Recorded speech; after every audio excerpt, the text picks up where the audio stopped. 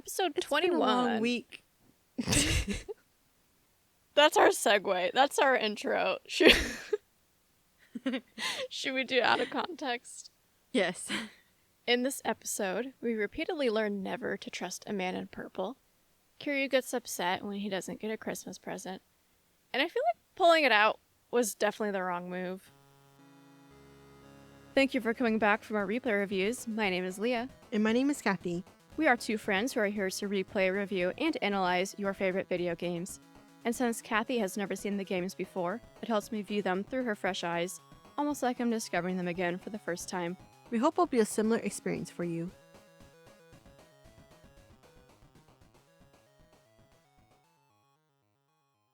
Chapter 11, The Iron Creed.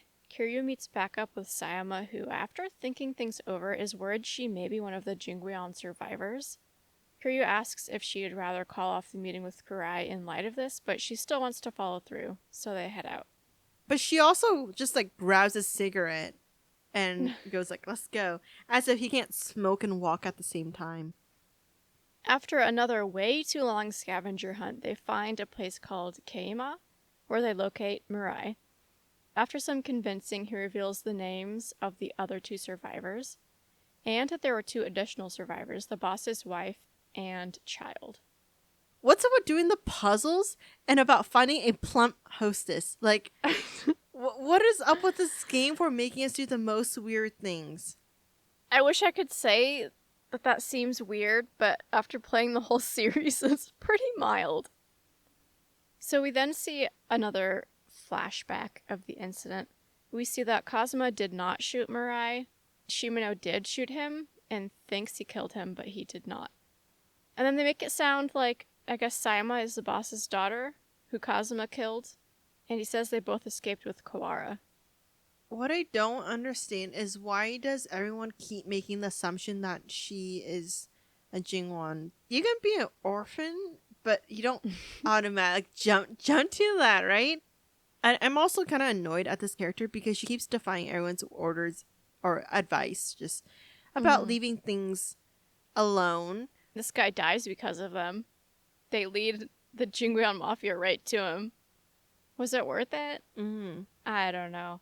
And then Kiryu just casually mentions that he was there too, but we don't get to hear about it because this is when the Jingweon Mafia shows up. But what? How many people were there? That's the other part too, is if in the beginning she just, as she talks about knowing that she may be part of the Jingwon Mafia, why didn't Kiryu say anything if he knew he was involved too? Why didn't he give her some perspective? Why hold it and keep it a secret up until now? After being defeated, all of the Jingweon kill themselves, but not before one of them kills Mirai. I do have a question. So one of the themes he talks about is he sold out the family, right? But Am I missing something that I don't feel like we got much details about, who did he exactly sell up? So I don't really understand, what was he selling out? Was it specific information? Was it about how to kill the boss? Was it that I'm going to help you, Dojima? Do we know the details? What Besho told us was, he hit him because he didn't kill himself. So he didn't follow the code. But in this scene, they're making it sound like he did something to, out somebody. So I don't know. I'm a little bit confused on what exactly he did. Chapter 12, that was a short chapter. Osaka Castle. We start out with Kiryu telling Sayama his side of the story. So we're back in time again. He was worried about Kazuma and snuck out of Sunflower to find him. He needs to learn how to take directions better. Yeah, Kazuma's like, don't follow me. But what does he do? Follows him. Kazuma was going to let the Jingweon live. We see him telling them to just run away. But Kiryu ruined it. And I feel like, again, the game is trying to make Kazuma a saint by letting these people go. I'm sorry, I don't buy it. I don't feel like they give us any reason for this sudden character change. And then, Kiryu he mistakes the situation, thinks Kazuma's in danger, and essentially forces a situation where Kazuma has to shoot I don't understand how Kiryu can misread the situation because it's pretty obvious that his father is fine. So it's very stupid of him. Okay, can we talk about young Kiryu? Mm-hmm. In general, kind of freaks me out. I don't like it. I feel like the voice actor was not a good choice. Maybe he was going through puberty and he's just kind of going through ups and downs. I don't know, but it freaks me out. I don't know why. I think it's because this is obviously before Y0, but he has his current hairstyle. Yeah, I did notice that. That just weirds me out because I obviously associate that hairstyle with older Kiryu, but it's on child Kiryu. I don't know, it does something to my brain that I don't like. Yeah, I'm not very comfortable with it. Okay, so an angry Sayama storms off, but I kind of feel like she's more angry at Kiryu for how he's acting now versus what he did as a kid. He's being kind of mopey. He's being pathetic.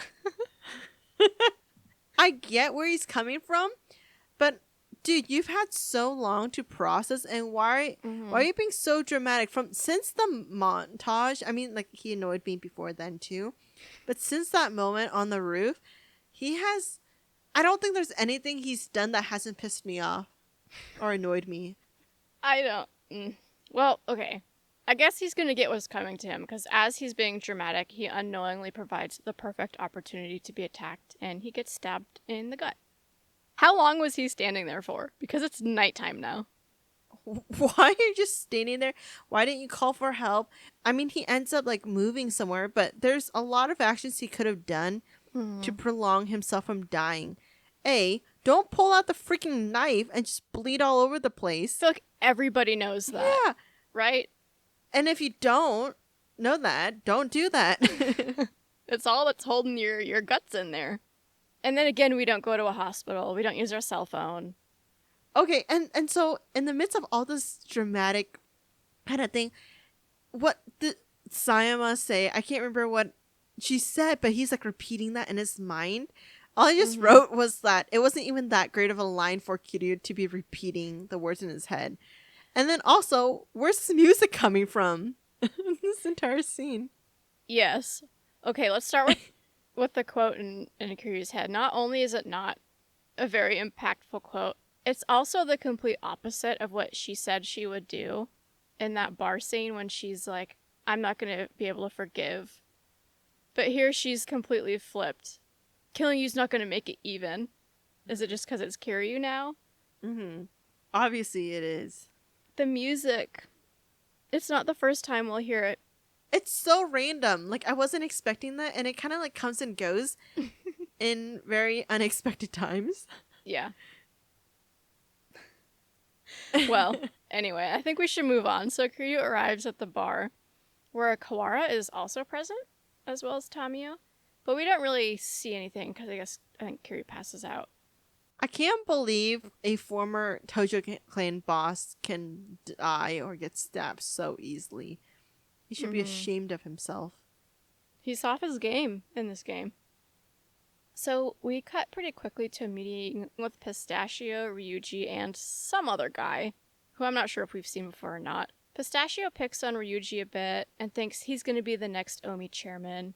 Basically, it sounds like whoever takes down the Tojo clan gets to become the next Omi chairman. Is that what you're picking up? Mm-hmm. Well, isn't that the whole point of the Dragon of Kansai? I'm assuming it's the same idea as the one true leader, the one true boss. Is if you can defeat them, you can defeat anyone. Is that the vibe you're getting, or am I off? So I think Ryuji has his own motive of he wants to be the only dragon, so Kiryu has to die. He's kind of going for two birds, one stone, which is taking out Kiryu and taking out the Tojo clan. And then Pistachio is also trying to take out the Tojo clan, but Kiryu's just the best way to do that.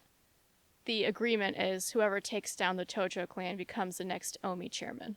Okay, that makes sense. So Pistachio's pretty confident that he's gonna beat Ryuji, and we learn that that's because he's kidnapped Haruka. He says, Kiryu takes my bait, I take his head. Bam. And then Ryuji says, I'm taking down Kiryu and the Tojo clan my own way. And the pistachio laughs so many different laughs that nobody has ever laughed. Ever. Yeah. It's disturbing. So going back, we previously mentioned that Ryoji was a bit of a thug, like a traditional one. Mm-hmm. Unlike a lot of the other characters that are more strategic. I feel like this really does demonstrate his trust in his own skills and competency of being able to fight his way traditional style instead of playing dirty. And I feel like this has earned me a few points of respect for him because I think it's just awesome how he's not resorting to a defenseless child. He's actually doing his competency test against someone he admires but wants to fight evenly. Yeah, I think we'll talk more about it, so I won't say too much, but I've never liked a villain as much as I like Ryuji. Should we go back to the bar? Mm-hmm. So we cut back to Kiryu in the bar. He's starting to recover and asks why Kawara was there. Tamiya says to check in on Sayama, and she kind of dodges the question by handing him a note that was in his pocket. This note is Sengoku's bait. It's telling him that Haruka's been kidnapped. Yeah, I knew that she's gonna get kidnapped and nonetheless by someone who plays dirty. Kiryu, I think, goes out to look for Haruka, and as he's wandering around, he gets a phone call. There's an NPC walking behind him, and he pulls out his phone and then immediately turns away when Kiryu answers his phone, and it looks like he's the one that called him. Yeah, I did notice that. So the caller, probably not the NPC, tells Kiryu to go to the golf center alone if he wants Haruka back. So he heads there where he finds one single man who was told to kill him, but fails. So after this, he then gets a call from Kurokawa who tells him to get down to the river. And it turns out this is all just him trying to get Kiryu for the bounty. Is this the same bounty that was from... Yeah. Yeah. So much of like these problems that Kiryu has been facing in this game could be avoided if he would just stop picking up the phones. Like, Kurokawa's asking him to meet him but not tell him anything. Well, Kiryu does beat a location out of Kurokawa. He says the acupuncture clinic where Isaki should be. And Isaki is the information dealer who originally tried to kill Kiryu for the bounty, which I guess it makes sense now because Kurokawa knows Isaki, who was told about the bounty from Sengoku. And so Kiryu fights Isaki, who tells him that Sengoku wants him to bring Kiryu to him. So in this exchange, we learn that Haruka is at Osaka Castle. So Kiryu arrives there, and what the hell is the castle doing? That castle just like splits open and like pushes another one from the ground. Kiryu's just standing there while the ground is about to like open up and swallow him. The staircases? Quite accurate. But the castle birthing another building? Not so much. How are they hiding that hidden castle, too? And what's the point? I don't know who thought of that and decided it was worth all the time to animate it. Yeah. Truly confusing. So anyway, Kiryu fights his way up to Haruka and Sengoku, who then releases tigers. Where is all these things coming from? Like, where did the tiger come from? How did they get the tiger there? How is the tiger not eating Sengoku or Haruka? How are these tigers knowing to target Kiryu and fight him like that? This is... I feel like the writers were like high or something. Because where's this all coming from? I mean, I know it's Yakuza. I know it gets real odd. But I feel like we just jumped up like 3 levels of odd in this scene. Right? After beating the tigers, Kiryu chases Sengoku out of his office, or to his office. Ryuji is waiting to Sengoku's surprise. He's disapproving of Sengoku's methods and kills him. This is why we call him a thug. He's a thug, but he's got, I don't know, his Morals. code. Yeah. He kills Sengoku and then, like, delivers Haruka to Kiryu.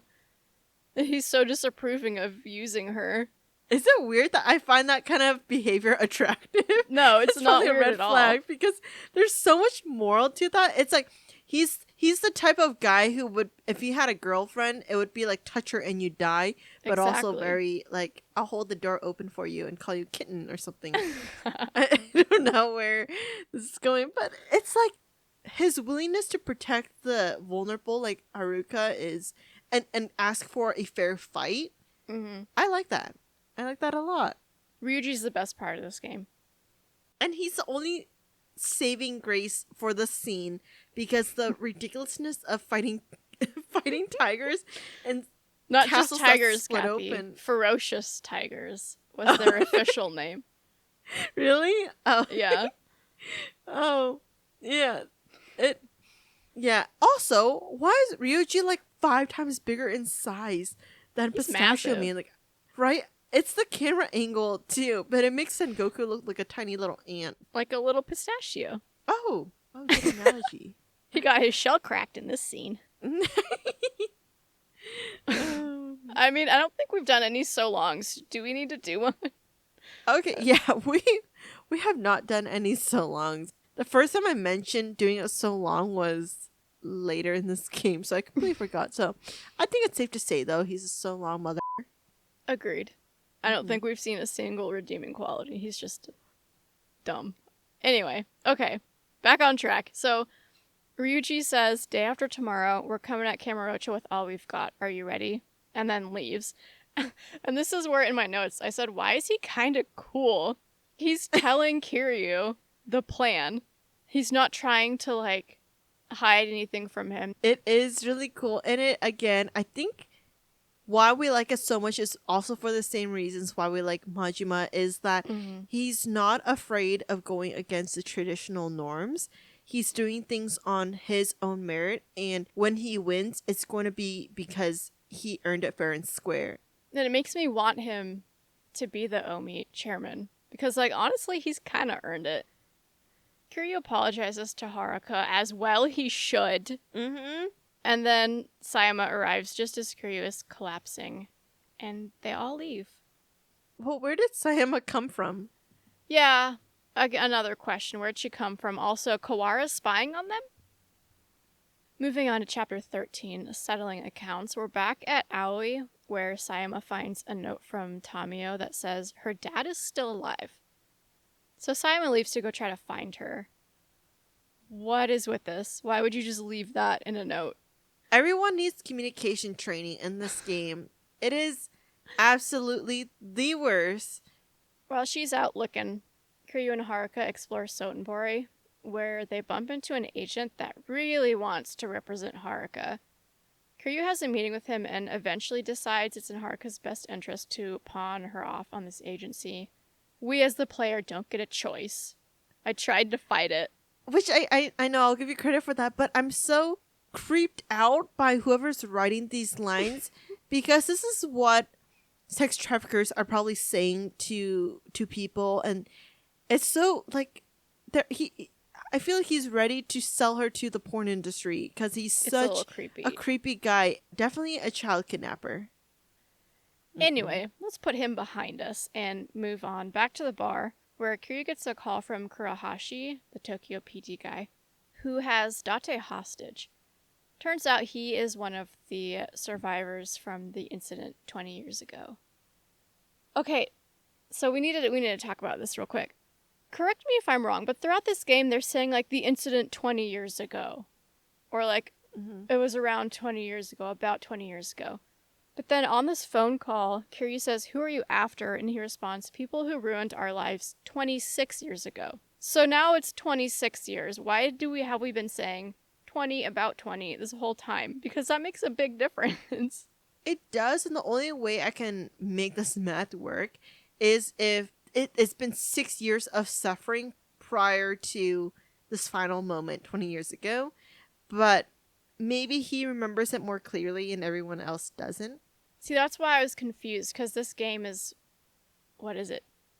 It just says, when we see at the start of the game, the 20 years ago, early 1980s. So I was confused how many years ago it was because of Kiryu's flashback. He seems significantly younger than his age in Yakuza 0. But if it's in early 1980s, Yakuza 0 was like, what, 88, 89? So 26 years makes sense. So yeah, he tells Kiryu to go to the Millennium Tower at dawn and to bring Sayama.